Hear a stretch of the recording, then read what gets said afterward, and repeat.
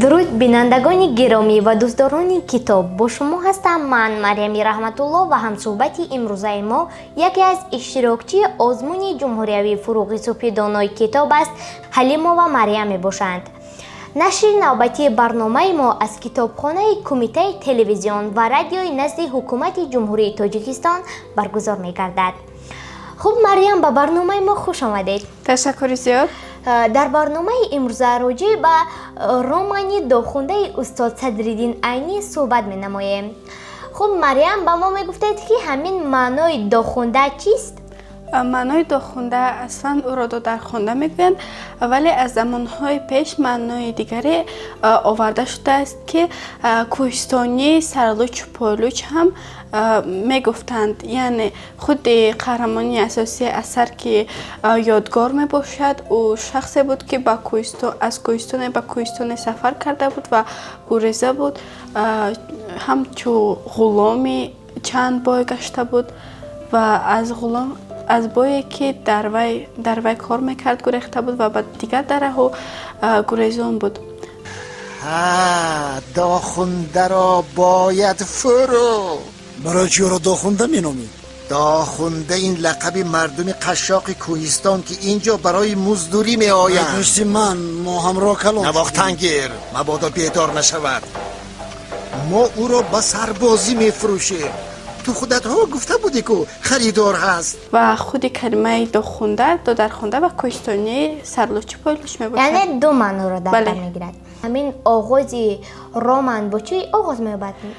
آغاز رمان با تصویر دره نیهان شروع می شود و در آنجا نگاشته شده است که اگر شما از سریجوی پنهانی به خرغانتپه رفتنی باشید، راه شما از دره نیهان میبراید.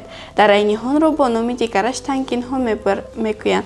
اگر شما از طرف سریجوی نگرید، به نظر شما آبرده می نماید که به نزدیک آمده فریب خوردن خود را میفهمید و اگر شما از دوری و از طرف باباتاق نگرید، خیال میکنید که کوپاره ای است و نزدیک اومده باز فریب خوردن خود را میفهمید و میبینید که در آنجا در نیهان واقع گشته است. خوب درست قید کردید. یعنی آغاز رمان داخونده استاد صدرالدین عینی با تصویر دره نیهان یعنی شروع می شود. خب مریم، به ما میگفتید که همین قهرمان های همین رمان داخونده کیا می باشند؟ قهرمان های اساسی رمان داخونده یادگار، گلنار، بازار، سفر، مهرماه، توتیماه، رستم، فیروزه، عظیم شاه، یعقوب بای، دلاور، فاطمه، صابر و غیره ها می باشند. مریم، به ما یک چند بابی همین رمان داخونده رو نمبر میکنید؟ البته باب اولی رمان دره نیهان دختر آبکش، مهمانی عزتمند، آدم پسی سنگی، از گلستان به گلستان، آدم قطار ندار، کشدم تگی بوریا و خیره باب‌هایی که در رمان آورده شدند. خب چه طریقی حاضر شما یک بابش رو نمبر کردید؟ همین معنای موسیقی نوبرآمد چیست؟ از سببی که یادگار یک هفته به کار نرفته بود و در شهر مردی کاری میکرد، او را با چوب میزنند و در همین برابر شتر شتر کردن چوب ها باز نقاره می نوازند و خود نویسنده همین نقاره نوازی و آوازهای شتر شتر زدن یادگار را همچون موسیقی نوبرآورد آورده شده است که یک نمود موسیقی بود که تاها نشنیده بود. بابی گورستان و گلستان درباره چی می رود؟ از گورستان به گلستان درباره آن می رود که یادگار وقتی که در گورستان با پدر خود گفتگو می کرد، بعد به دره نیهان سفر می کند و در همانجا از گلستان به گلستان می شود. یعنی که از گلستان پدر به گلستان یعنی به دره نیهان سفر می نماید. خود همین باب را در همین لحاظ از گلستان به گلستان نامگذاری کردند. پدر و مادر همین یادگار کی بود که یکی از قهرمان های اساسی می باشد همین یادگار؟ پدر و مادر یادگار چنانچه در قسم اول رمان آورده شده است، پدرش بازار است و از بای کلوب قرضدار می شود و مادرش مهرماه است و در وقتی که به سریجوی سفر می نمایند وفات می کند. خب درست قید کردید، یعنی همین بازار در نزد کدام بای ها کار کرده است؟ بازار در نزد اصلا در نزد دو بای کار کرده است که یکی از بای ها در کلوب بود و دیگری در سریجوی. بای کلوب یعقوب بای نام داشت و بای سریجوی باشد عظیم شاه. خب درست قید کردید. در آنجا عظیم شاه باز یگام خدمتگار دیگر هم بجز بازار داشت؟ البته بجز بازار باز سفر بود که در دوران خود یادگار هم آورده شده. سفر صابر. البته در رومان بجز بازار باز غلامان عظیم شاه آورده شدند، خدمتگارانش. صابر که در دوران یادگار هم آورده شده است. فاطمه که یکی از غلام دختران عظیم شاه بود، ولی در دوران بازار شاید که هنوز غلام دختری وی نشده باشد. فاطمه اصلا در دوران یادگار در اثر آورده شده است که در آن سالها در بسین 12 سالگی داخل شده بود. خب درست قید کردید. چطور که گفتید داخونده، یعنی نام اثر داخونده است. نویسنده، یعنی هدف نویسنده از نوشتن این رمان در چیست؟ هدف نویسنده از نوشتن این رمان در آن است که استاد صدرالدین عینی میخواست که در رمان نگاشته خود، نوشته خود، زندگی دهقانان دوران پیش را تصویر نماید. چطور آنها زحمت میکشیدند و بی‌عدالتی ها رخ میداد و آنها صاحب مال و ملک خود نمیگشتند. بای ها و قاضی ها همه وقت بای بودند. تو زمینت را به من ده، ماهی به نرخ 25 تنگه آن را به تو اجاره میدیم، مشکلاتت حل میشود و باز از لبی باطلاق یک پارچه زمین هم برایت میماند. عظیم شاه، تو آخری قطعه زمین مرا گرفتن میخواهی؟ استاد صدرالدین عینی در رمان خود زندگی دهقانان دوران پیش را تصویر کرده است و میخواست که آدما بعد از چندین سالها خوانند و دانند که چگونه زحمت ها کشیدند و چگونه سختی ها را پس سر کردند دهقانان و قشاقان دوران پیش. و من باید برای تامین مساجد و سربازان امیر آن را نقض آبیاری کنم و این خاطر همه آب را برای آبیاری زمین هایم میگیرم. خب شو صد بچه. خوب درست قید کردید. مریم به ما میگفتید که همین گلنار کی بود؟ یعنی در یک بابش هست گلنار کی بود و پدر و مادر او نامهایشون چی بود؟ در رمان آورده شده است باب با نام دختر آبکش که همین دختر آبکش خود گلنار است. گلنار را یادگار دوست می داشت. حیات گلنار خیلی هم سخت می گذرد. او را دو مرتبه نه به خواست خودش، به خواست پدر و مادرش و حاکمان و قاضیان دوبار شوهر می دهند و در آخر رمان یادگار به گلنار می رسد.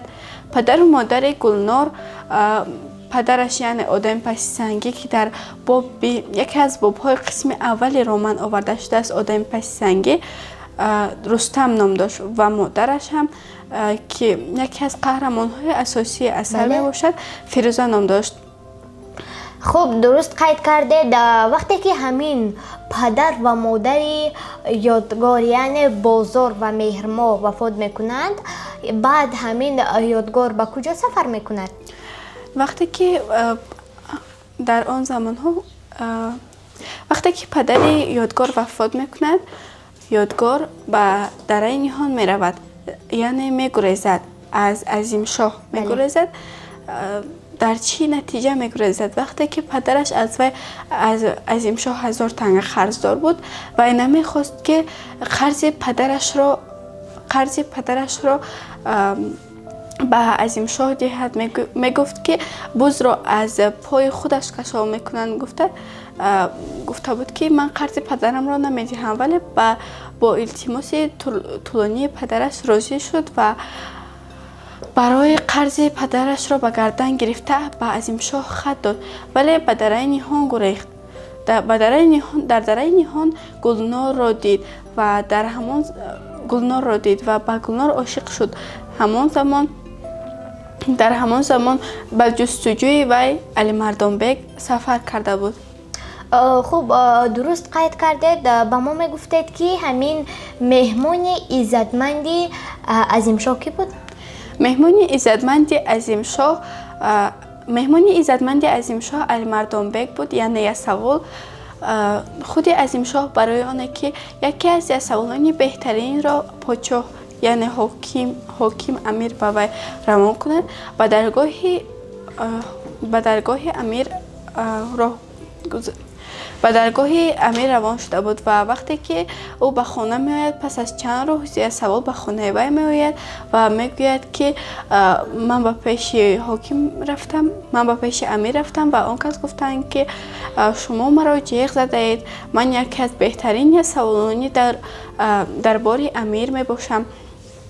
و همین طور عظیم شاه مطلب خود را به یسوول یعنی علی مردان بیگ می گوید و خود همین مهمان عزتمند علی مردان بیگ است و وقتی که او به خانه عظیم شاه می آید او می فهماند که همین طور یکی از غلامان من گریخته است، می خواهم که آن را برگردانم. یسوول راضی می شود و برای جستجوی وی سفر می کند. ابراهیم گالو کی بود؟ ابراهیم گالو که در قسم اول رمان آورده شده است پسر چقبای تخصبان بود. نام شخصی بود که یکی از کلانهای راهزنهای دوران پیش به شمار می رفت و خود همین دسته ابراهیم گالو بود که در راه مادر و پدر یادگار را منع می کند و در نتیجه خوراک نخوردن طولانی و بیماری مادر یادگار وفات می کند. بله مریم با ما میگفتید که همین بعد که به دره نیهان می رود یادگار در کجا میزید؟ وقتی که به دره نیهان می رود یادگار او را با خود به خانه شان می برد و پس از آن که رستم می فهمد که وی به یادگار به گلنار عاشق شده است او را از خانهش می راند و به وی کاری جور می کند تا که در دره نیهان کار کند یعنی چوپانی نماید. همین طور یادگار بعد کوچه‌گرد می شود و در چوپانی می کرد و اولا وقتی که به دره نیهان سفر می کند او در خانه رستم یعنی در خانه گلنار شون زندگی می کرد. خوب مریم همین کمک پیش شما گفتید که به گلنار 2 خواستگار میآید. همان خواستگارها کی بودند؟ به گلنار 2 خواستگار میآید. یکی از آنها همراه خان است که میخواست پسر خود را گلنار را با پسر خود کلین و زنی دهد. عظیم شاه به خانه زنی نوآورد و برای آن که فریادی ما را نشنود رفت برای کارش. تو هم بسیار نغز عزیزم، نباید به این نکاح راضی می شدی. من سکوت کردم. آنها چی؟ آنها گفتند که سکوت علامت رضاست. یکی از همان خواستگاران همراه خان بود که میخواست که پسر خود را به گلنار را به پسر خود به زنی دهد و دیگر خواستگار قدرت سماورچی بود که میخواست به حکیم حصار گلنار را خواستگاری نماید و در نتیجه که حکیم حصار قدرت سماورچی را روان کرده بود همراه خان راضی می شود که گلنار را به حکیم دهند و وی نرنجد، زیرا که همراه خانم یکی از منصبداران ده آنها بود و میتوانست که از رستم رنجد و تا آخر عمر از وی قصد گیرد. ولی وی نخواست که از رستم قصد گیرد و نرنجید تا که از وی نرنجید و همین طور گلنار را به حکیم دهند، او را به سرجوی میبرند و زن حکیم میشود. پس آن او را به یکی از قهرمانان دیگری از سر می دهند که بدبختی با وجود می آید و اثر طولانی است. مریم با ما می گفتید که همین پسر عظیم شاه چی نام داشت؟ پسر عظیم شاه دلاور نام داشت. بار اول در باب مهمان عزتمند نامش آورده شده است و بعدا در قسمت آخر اثر آورده شده است، همچون یک بازمچه هم او در خردسالی وقتی که خردسال بود آورده شده است که از پدرش خندالود میخواد، ولی پدرش وی را میترساند و میگوید که این کس دکتر است، گفته وی را میراند. همینطور بار اول در قسم یکم رمان در باب مهمان عزتمند. تشکر مریم. در آخر با ما میگفتید که همین رمانی داخونده استاد صدرالدین عینی با چی انجام مییابد؟ رمانی داخونده استاد صدرالدین عینی با دوران شوروی به انجام مییابد که در آنجا گلنار به یادگار میرسد. آمدم بحث اینجا قرض پدرم را پردازم.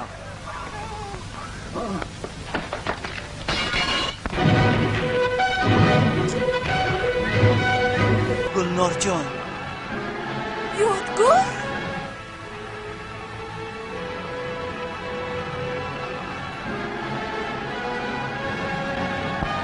و صابر به فاطمه میرسد. همینطور صابر که فاطمه که یکی از غلام دختران عظیم شاه بود رئیس سبخوز می شود و زنها به حکمرانی سر میبردارند و فرنگی را از سر میکشند.